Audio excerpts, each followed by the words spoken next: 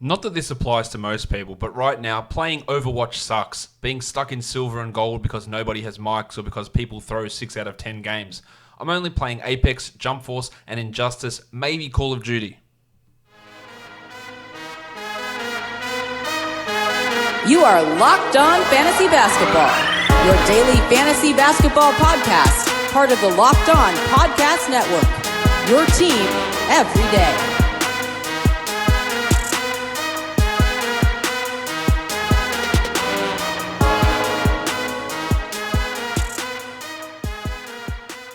Hello and welcome to the Locked On Fantasy Basketball podcast, brought to you by Basketball Monster. My name is Josh Lloyd and I am the lead fantasy analyst at basketballmonster.com and at Yahoo Sports Australia. And you can find me on Twitter as always at redrock_bball and on Instagram at Locked On Fantasy Basketball. A hugely busy day in the NBA on Wednesday, 10 games on, lots of injuries. Michael Bolton. Let's get to it. Let's get to it indeed. Now, I'm not going to be recapping most of the Magic and Lakers game. I'll give any updates on it of where it's up to in terms of the game, but my full write-up and that will be over on Basketball Monster, but there won't be a full recap for it over here on today's show. Let's look at the games, though, because we've got a ton of stuff we need to talk about. The first game, the Pistons beat the Celtics comfortably, 116-103. They finally started Derrick Rose, and it worked out pretty well for the Pistons in general. But the speculation from a lot of Pistons guys is that is to do with the Reggie Jackson return becoming imminent. Now, whether they start Rose or Jackson remains to be seen, but they put Tim Frazier back into the rotation for some reason and played him 19 minutes, and it's likely that Jackson will just move into that Frazier role. That's not great news for the Shark Bruce Brown, who played only 24 minutes here and had 4, 3, and 3. Let's see where this goes, but if they're going to play Rose exclusively as a point guard and then push Jackson into that role, that does drop a lot of Brown's value down. Rose started next to Brown. It was Svi Mykhailiuk who moved to the bench. He played 29 minutes, had 21 points with 5 triples. He's really benefiting from the Kennard absence. More of a guy that we look at as a three-point streamer. Everyone's favourite, Christian Wood, played 8 minutes and had 2 points. This was always the concern with him. Those last 2 games, the Drummond ejection and the Drummond Okafor roasting, led to those big performances. But to be fair to Wood, he did come into this game with a knee soreness, and then he did sprain his ankle. He did not play at all in the second half, and you have to think that's somewhat to do with that ankle issue that he suffered. But once he sprained the ankle, he did stay in the game for a bit, and he came out at his usual point in the game with about 6 minutes left in the second quarter, and for Drummond to come in and close that second quarter. And then we didn't see Wood again. I have a hard time finding Wood getting 24 minutes a night unless Drummond is traded. I just don't see that happening, and he remains a luxury stash. He's not someone who I think is going to produce night in and night out unless Drummond is traded. Markieff Morris really went bananas. He had 23 points in 22 minutes on 64% shooting. This whole team, the Pistons shot 60% from the field, so that goes to show just how weird this overall game was. I don't think we need to read too much there into Morris. Sekou Doumbouya, 24 points in 28 minutes. He also shot fantastically well, 77%, but I would still be rostering him in 12-team leagues. On to the Celtics. There was no Jason Tatum, but it was good to see bounce-back games from both Jaylen Brown and Gordon Hayward. Hayward had 25 and 7 with 2 steals on 73% shooting. Jaylen had 24 and 12 with 4 triples on 63% shooting. Kemba, he couldn't quite get it turned around, 19, 2 and 2 with 37% shooting. Still had the 2 steals, but he is in a real downturn at the moment. Marcus Smart started for Tatum. It wasn't a good night for Smart at all. 3 points on 9 shots, but 4 assists and 2 steals, still giving you those numbers, which is what you're relying upon him for. While Daniel Tice returned, and that meant that Enes Kanter was pretty much useless. 6 points and 3 boards in 16 minutes for Kanter, while Tice played 28 minutes and had 9, 7, and 6. Both of those guys probably more suited to being 14-team league guys. With Tatum out, we got some Romeo Langford minutes, but that's not really having any sort of impact on really any fantasy leagues at this point. Let's move on to the next game. It is the Nets and the Sixers. The Sixers get the win 117-106. Kyrie Irving played 37 minutes on a back-to-back. Now, the shooting, which was ridiculous the first 2 games, was ridiculously bad. He had 29%, 14, 6, and 4 with 2 steals, but he's still been really, really strong since coming back. While the artist formerly known as Taurean Prince had 15 and 7. He had 3 steals, he hit 3 threes, one of his better games. Not a reliable option, we're all well aware of that, but that was strong. It was also great from Spencer Dinwiddie. The minutes were huge, 37. 26 points, 8 assists, but most importantly, 50% from the field. The free throws are still a worry for Spence, but getting those minutes there, he is still a hold at this point. Let's just see where it goes. I don't know what's happening with Caris LeVert, man. I don't think he's a hold. 12 points in 23 minutes, 3 rebounds, and 3 assists. I had him on my players to drop podcast the other day, and I was debating the merits of dropping him. Nothing in the last 2-3 days has changed my mind on that. It's really tough to hold on to him. Same with Smoke and Joe Harris. He's not a 12-team league guy, 6 points. They did convert Timothé Luwawu-Cabarrot's 2-way contract into a 10-day contract. So he's got potentially another 20 days on this roster. He got more minutes than Rowdy Rodion's Kurucs, who've only played the 12 minutes here, even with Garrett Temple out. For the Sixers, Toby Harris, great game from him, 34 and 10. Al Horford, 14, 8 and 6 with 2 steals. Horford is just putting up Boston Celtics Horford lines with Embiid out, which shouldn't be too much of a surprise for anybody, but good to see those minutes there. While Joshie Richardson, 15 and 5 with a steal and 3 blocks.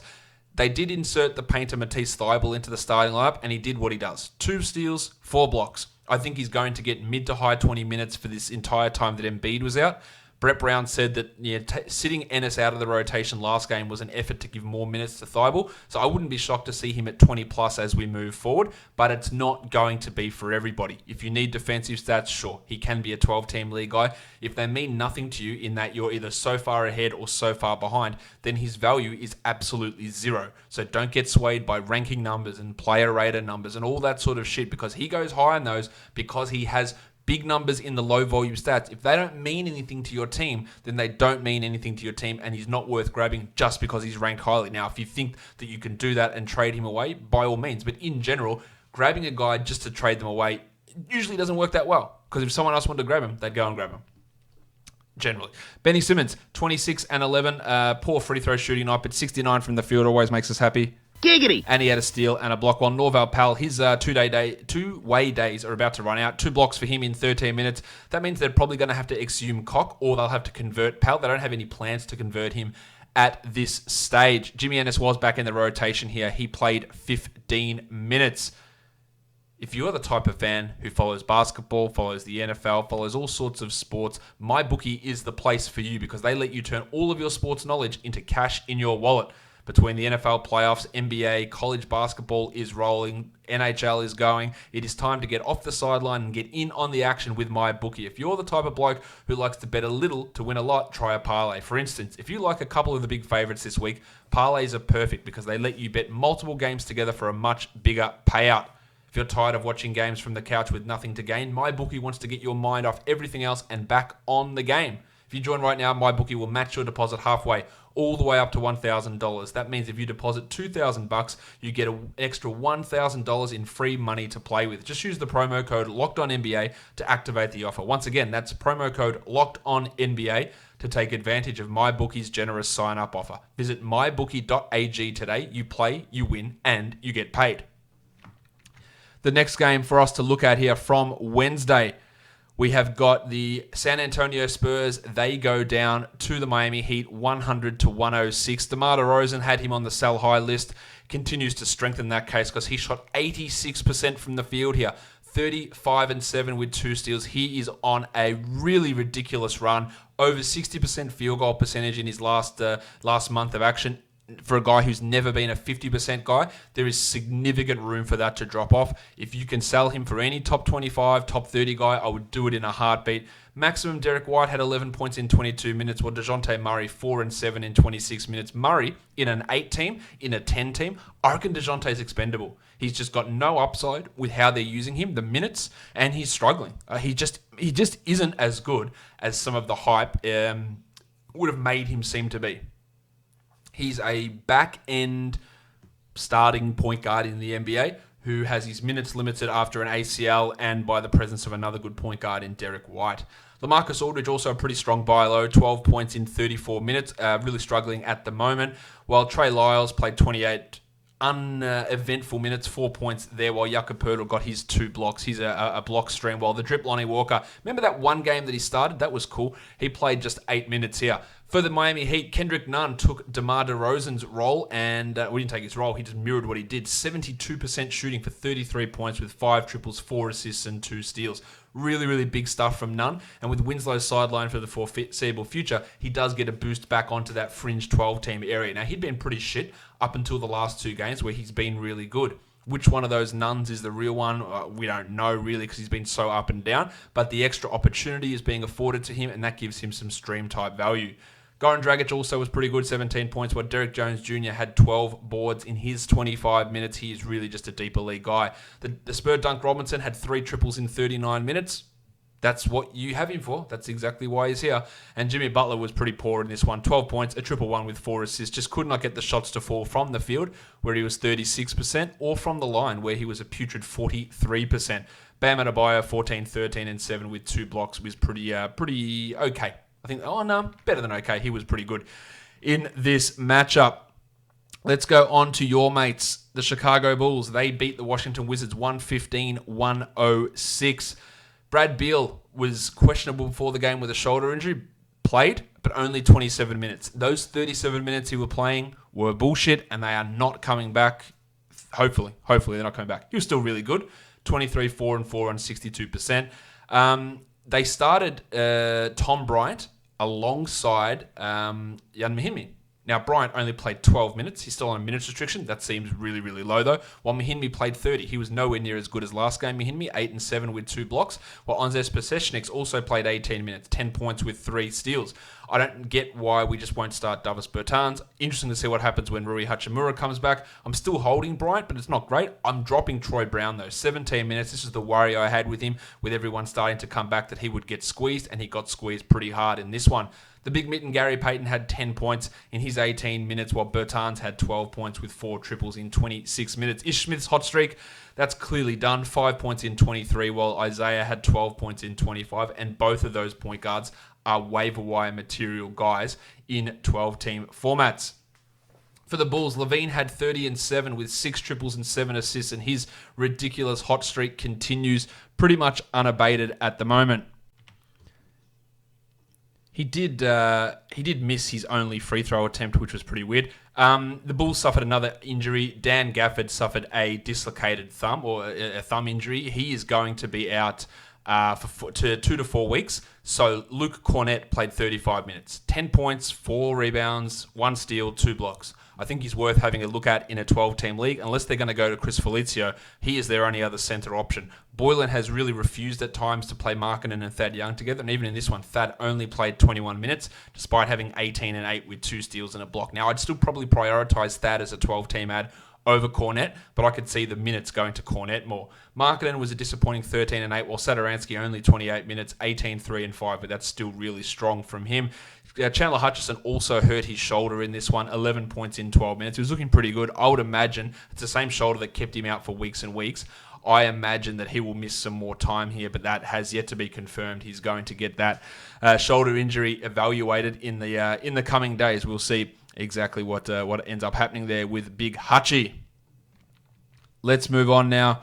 Next game on the slate for us to talk about, we've got the Indiana Pacers. They get the win 104-99 against the Wolves on the road. Domantas Sabonis with his sore knee, 29, 13, and 6 on 77% shooting. Just an absolutely monstrous number for Sabonis. I still have concerns about how it all fits with Oladipo and the usage drop, but this is great. Same with Brogdon, who had 21, 6, and 6. And it was great to see minutes coming back for Jeremy Lamb. He didn't do much with them, 9 and 6, and I don't think that he's necessarily a 12-team league hold.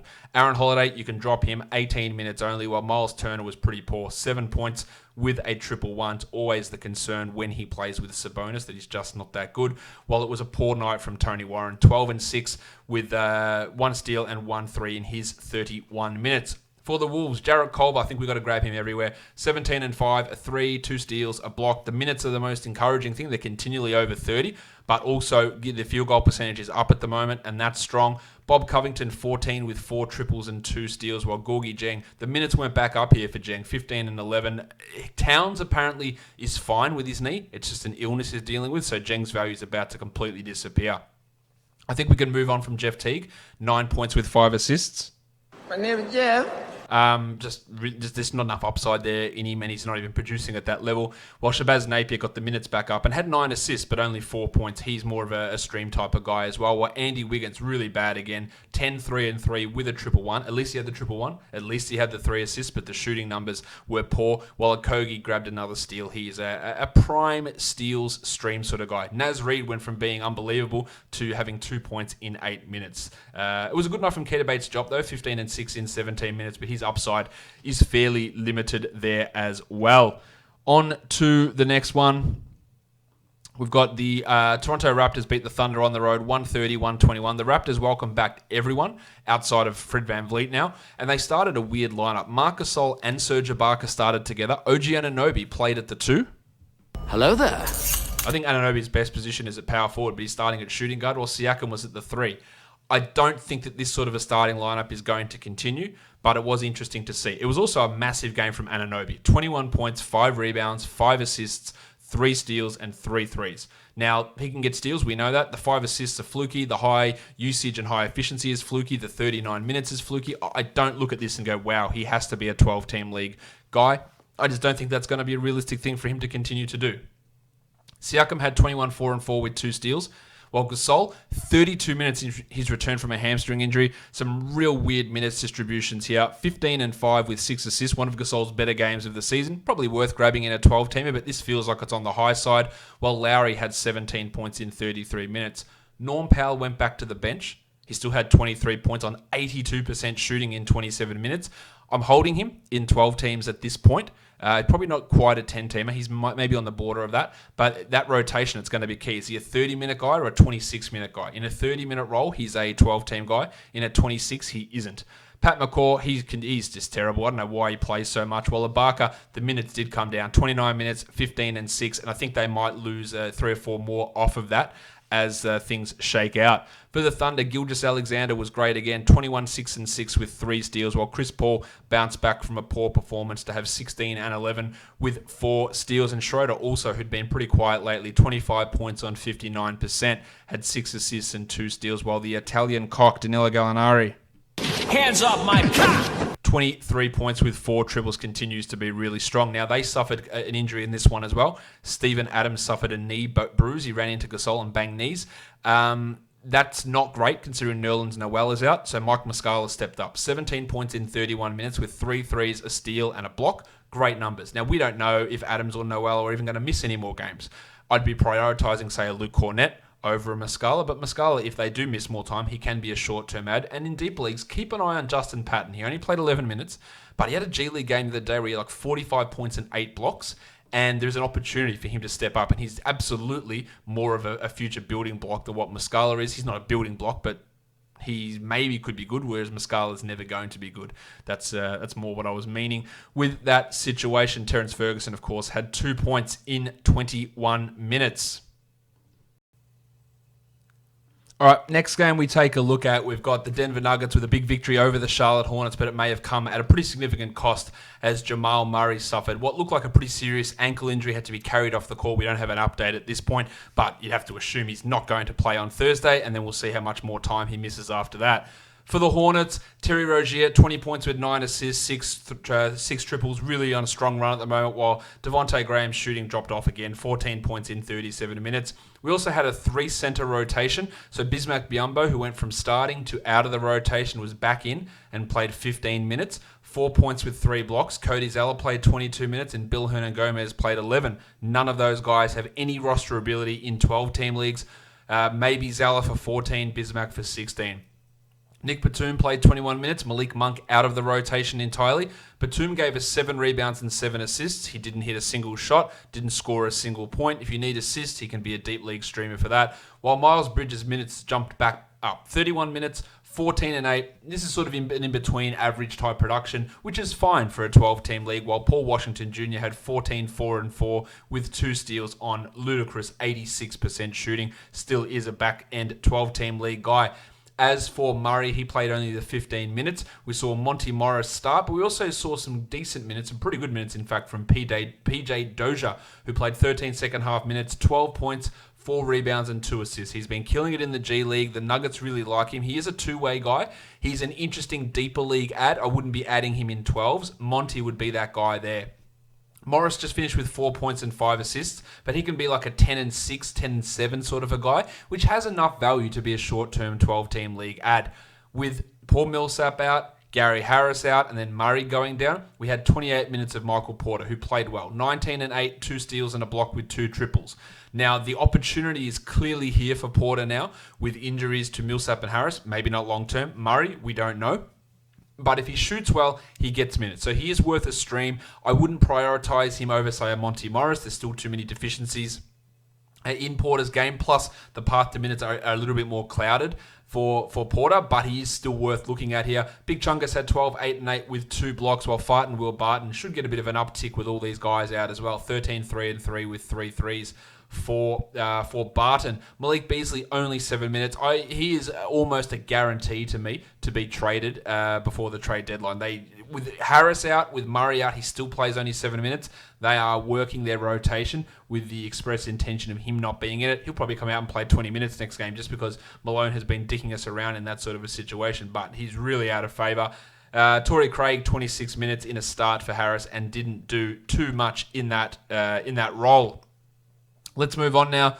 The next game, the Portland Trail Blazers and the Houston Rockets. Bad loss for the Rockets. Great win for the Blazers on the road. 117-107.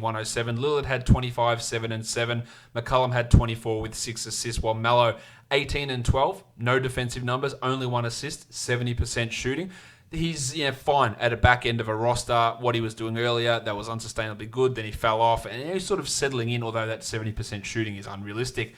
It was also a good game from Kent Bazemore in terms of counting stats. 12, 9 and 3, a steal and a block. Shot 23%, but providing numbers across the board, he can do it. He just hasn't done it at all this season. He's more of a name to watch, while Hassan Whiteside had 18 and 18. The world! He also shot horribly from both the field and the line and had 2 blocks, and there's really very little else to say about this rotation for the Blazers. Simons did nothing, Gary Trent did nothing, Tolliver had 8 points in 12 minutes. For the Rockets, Russell Westbrook returned 31, 11, and 12, but unfortunately the free throw issues crept up here. 7 of 12, 58%. Hopefully that's not an ongoing thing. Capella had 14 and 18, while Harden really struggled. 13, 8, and 7. Only 19.6% usage, 12 shot attempts, 25%. A bad night for Harden.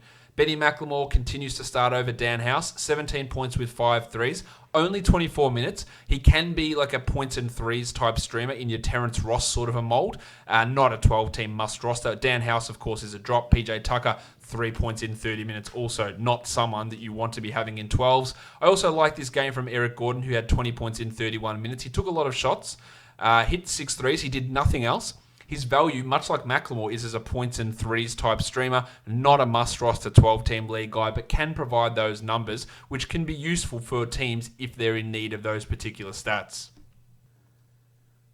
All right, let's go on to the last game of the night that I'm going to be recapping here, and that is the Dallas Mavericks beating the Kings 127-123. Luka Doncic, 25, 15, and 17, 9 of 10 from the line, almost the most important part of that because his free throws had been struggling of late.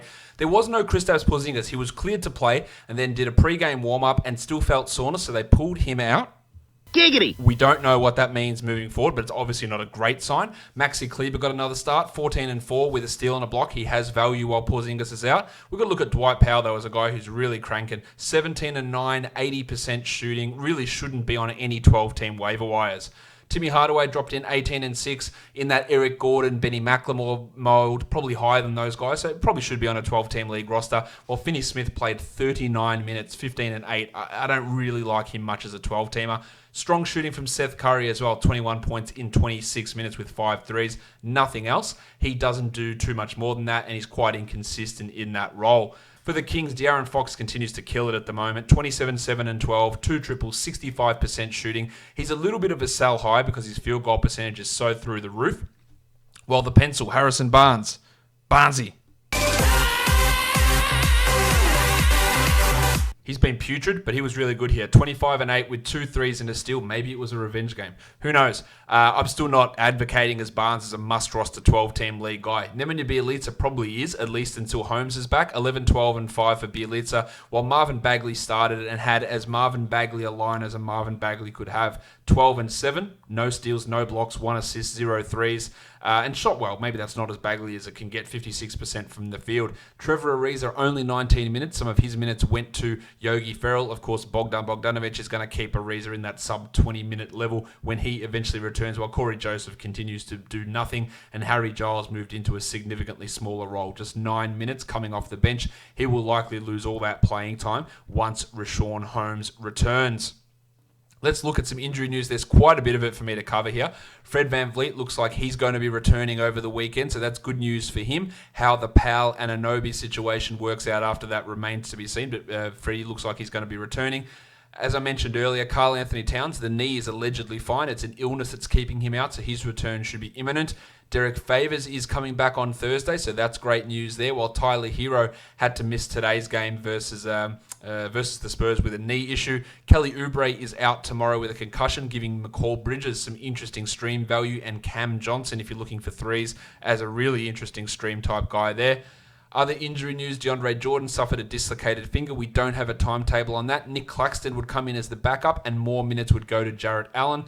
Dan Gafford, 2 to 4 weeks with a thumb issue. Of course, we talked about that earlier. Luke Cornett and Thad Young, the biggest beneficiaries there. Steve Adams banged his knee, maybe a game or two. Mike Muscala, going to be the short-term add there. Jaylen Brown suffered a thumb injury. His status is unknown for Thursday's game. The Celtics were already without Jason Tatum. Brown played through that thumb issue. We'll see exactly what that means for him moving forward. Jamal Murray suffered a pretty significant-looking ankle injury. X-rays were negative. We don't know how much time he's going to miss. They said it was quite swollen. You'd have to assume, I would imagine at minimum a week here for Murray, and I wouldn't be stunned if it's a 3 or 4 weeker, but that's just an estimation. It's not an estimation. It's a guess. I'm not even educated. It's just a guess there based on what we've heard from Murray and the Nuggets side of things. Chandler Hutchison hurt his shoulder again, and I should have mentioned this earlier, but Zion Williamson, we've got a return date, 22nd of January for Zion. Next week, he will be back. That is fantastic news for the league. For the Pelicans, he shouldn't be on any waiver wire in any fantasy league. I think Zion's got a chance to be top 50 the rest of the way at minimum. That just depends on how many minutes they give him to kick things off. While Alex Caruso suffered a concussion in the Lakers game, he will not return. He'll be reevaluated. The concussion test was inconclusive. He'll have another test there. So they're without Rondo, and they could be without Caruso as well. At the time of me recording this, the Lakers are 101-100 leaders over the Magic with 5 minutes left in that game. Let's move on to talk some DFS now, looking at some action coming up for Thursday's game. We're looking at DraftKings pricing. All right, Suns, Knicks here. There's no spreads out at any point for any of these games at this point for Thursday, which is pretty weird. Marcus Morris and Frank Ntilikina are both questionable for the Knicks. It looks like ravishing Rick Rubio will be back, but Kelly Oubre is out for Phoenix. So that's going to open up some opportunity there for McCall Bridges, most likely, hopefully, at small forward. For your point guards, Alfred Payton's at 5,500. He had 13 points before getting ejected last game. I think he can get to that high 20s, low 30s range against Phoenix, which makes him a decent enough option. Ravishing Rick's at 72, probably a little bit too highly priced in my mind, while Devin Booker at 9,000. He is really, really on a roll, and no reason for me to think that the Knicks are going to be able to stop that. Elia Kobo, of course, has no value here. Tyler Johnson and Ntilikina similarly. At shooting guard, Bridges is at 4,500. He had 35 points last game. He played 33 minutes, and now he should get a start, which should at least guarantee him 30 minutes. I really like this one for Bridges. He's not a massively high upside guy just because of his game, but there is an opportunity here for him. Rowan Barrett's at 59. He's been playing well. I don't mind using Barrett here at all, especially it looks like things are starting to click a little bit more for him, while small forward Cam Johnson's at 31. Johnson had 26 points in 25 minutes, and he is also going to be a beneficiary of Oubre's absence, and he should be able to at least nudge close to 20 points in a really positive matchup, which pushes him really into value at that almost minimum salary mark. Šarić is at 38. I don't really like what he's been doing. While Marcus Morris at 6,300, I find it hard to trust him with the neck issue at this point. For your big men, Bainesy's at 43, just not enough minutes. Mitchie Robinson at 47, also not enough minutes. Randall at 8,000, plenty of minutes, plenty of touches. He's averaging 41 over the last 5. I think that's a really good cash floor option. While DeAndre Ayton's at 77, his lowest score, despite coming off the bench, is 31 points in his last 5, and I think that he can be close enough to a 40-point guy here to have value. While Punch Bob Portis, he had 33 points last game as they gave him the minutes to develop, or for whatever bloody reason Mike Miller decided to, over Mitchell Robinson. I don't think that is a reliable thing that we should be relying upon. Next game, the Utah Jazz, the New Orleans Pelicans. No Zion yet. He's going to be back January 22nd. As I mentioned, Brandon Ingram, Derek Favors, they are all likely to return. JJ Redick is still questionable, while Drew Holiday is out. Conley also out. Don Mitchell, 7,400. Like that value there for Mitchell in a really strong matchup. While Lonzo Ball, he has been absolutely killing it. He is at 7,900, which gives me an element of fear about using him. That's a $1,000 price rise for Lonzo, but he is averaging 42 over his last 5. I think he's more for tournaments, though. Jordy Clarkson at 52, that's too high for me. Alexander Walker and Moutier, not interested. At shooting guard, Josh the Hitman Hart at 48. I think he's a cash option if Redick is out. That's probably about it. While Jingle and Joe's at 61. With Conley out, he continues to put up some pretty good production. So I do like Ingles there at 6,100. Redick, no thank you. At small forward, Brandon Ingram, 8,400. That's a good price for Ingram. He's come down a little bit from where he was hovering at the 9,000 plus zone. So I do like Ingram there. Boyan's at 6,000, just doesn't produce enough outside of scoring to be a good DFS play in my opinion. And then you go on to the big man. Favors at 59. I think I'm a little bit weary of him in his first game back from that absence with hamstring injuries. He did have some pretty good production before that hamstring, but the Gobert factor is probably one that would make me steer clear of him here. As for Gobert at 9,200, he's just constantly dropping 45s and 50 bombs on people. He had 58 last game against the Nets. This is not as easy of a matchup as it is against going against Brooklyn, but still he's in play. It's feeling a little bit high though. Tone Bradley, Jackson Hayes, Jaleel Okafor. No guarantee Okafor even plays in this game. Not interested in those guys. Boston and Milwaukee. We don't know if Jason Tatum or Jaylen Brown are going to play. That would open up tons of opportunity for Kemba, for Marcus Smart, for Gordon Hayward. Bench guys who'd step into that role, I wouldn't get too excited. I think you'd see a lot of Shemi Ojeleye, maybe some Langford, some Grant Williams, not guys who are going to be big DFS scorers. For Milwaukee, Wes Matthews is listed as probable. And as is Dante DiVincenzo, while Robin Lopez is likely to return after resting last game. I'm not tired. All right, at point guard, Eric Bledsoe, 6,300. This should at least be a game that the Bucks are able to play their starters decent minutes. Well, maybe if Jalen and Jason are out, that might change those things, but they've just been kicking people's asses, so the minutes have been down. I don't mind Bledsoe here at 6,300. He has, of course, really struggled against Boston in the past. Kemba's at 73. Hasn't also been playing that well of his own. I think he can be a good option here, especially considering I think the minutes should come back up and he could get a lot more usage forced his way. Marcus Smart at 55, he's really a roller coaster, really a tournament guy that we're looking at there. George Hill, DiVincenzo, Wanamaker, no thanks. At shooting guard, Jaylen Brown's at 65. He had 44 today with that thumb issue. If he plays, I think that's not a bad price to look at him. There is some value without him being the pick of the day or anything along those lines. While Chrissy Middleton at 73, I really like that for Middleton. He had 27 in just 21 minutes last game against the Knicks, and those minutes should push way up. Hayward's at 64. He would become really tasty if one of those two Jays are out, and if both of them are gone, then I really would like Hayward in this scenario. For your big man, Yanni is at 11,700. This is the great opportunity to use him. While Vanilla Tice at 4,000. He dropped a nice 30-burger today. I don't really trust that. Brook Lopez at 48. Hard to get excited. Same with Cantor or his brother, not Cantor's brother, Brook's brother, Robin Lopez. Next up, the Orlando Magic, the LA Clippers. No Paul George, we know that. Evan Fournier missed today's game against the Lakers, so we don't know if he is going to be ready to go. That opens up those opportunities for Markelle Fultz, of course. Weza Wundu, Kem Birch, they all get extra minutes. Aaron Gordon gets more usage as well. We don't know DJ Augustin. I would imagine that DJ is out of this one as well. Lou Williams is at 69. He's been crushing it. Giggity. With George out, I think that's a pretty worthwhile price, although the matchup's not a great one. I also like Fultz at 5,500. Paddy Beverly at 56 comes in pretty strongly as well. I think they'll go with another start to Landry Shamet, who actually put up 27 against the Cavs. This is a little bit of a different matchup, going up against Orlando versus Cleveland, and at 3,600, I don't really see the excitement in him. While Fournier at 62, hard to trust a bloke with a sore leg to get those numbers consistently. At small forward, Aaron Gordon at 6,000. Really like the cash value there in Gordon. He's going to have those opportunities. Mo Harkless, Weza Wundu. Wundu maybe at 3,200 you can have a look at for GPPs. At power forward, JaMychal Green's at 3,500. Not particularly interesting. Not a great one for me. The centers is where we get a little bit happening. Vucevic at 8,500. Really like that in a strong matchup. You've got the table Montrezl Harrell at 6,600.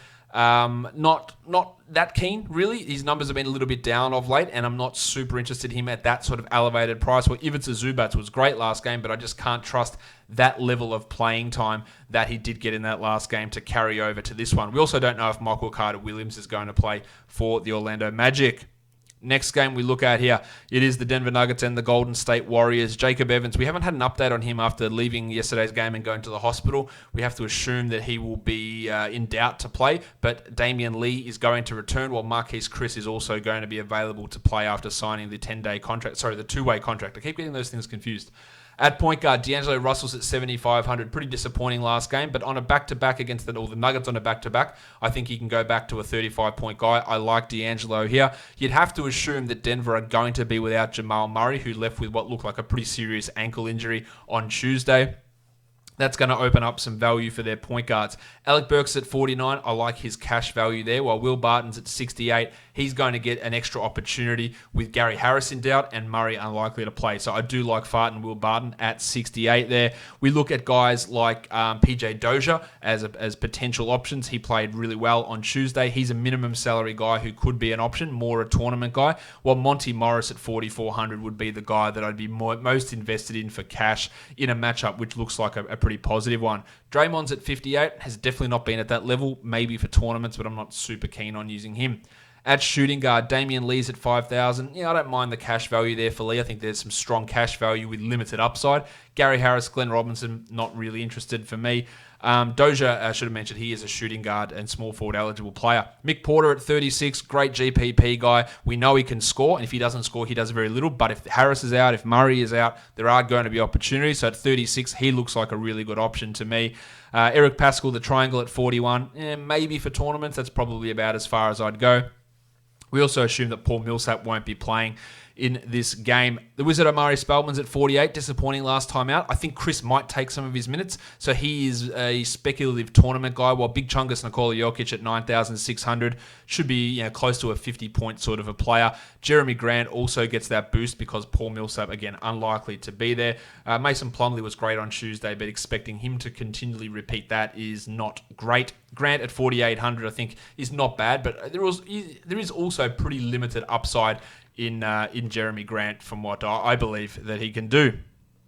All right, let's look now at the FanDuel side of things. Monty Morris, I like. Josh Hart, Ricky Rubio, Bridges, Mitchell, Lonzo, Alfred Payton, that's Donovan Mitchell, Brookie Lopez, Chris Middleton, Yanni, Ingram, Aaron Gordon, Barton, Ayton, Julius Randle, some other good options over on FanDuel. Guys, that will do it for me today. Don't forget to subscribe, Apple Podcasts, Google Podcasts, Stitcher, Spotify, and on YouTube. Leave a 5-star rating, leave a comment down below, and follow me on Twitter at redrock_bball. Guys, we are done here. Thank you so much for listening, everyone. See ya.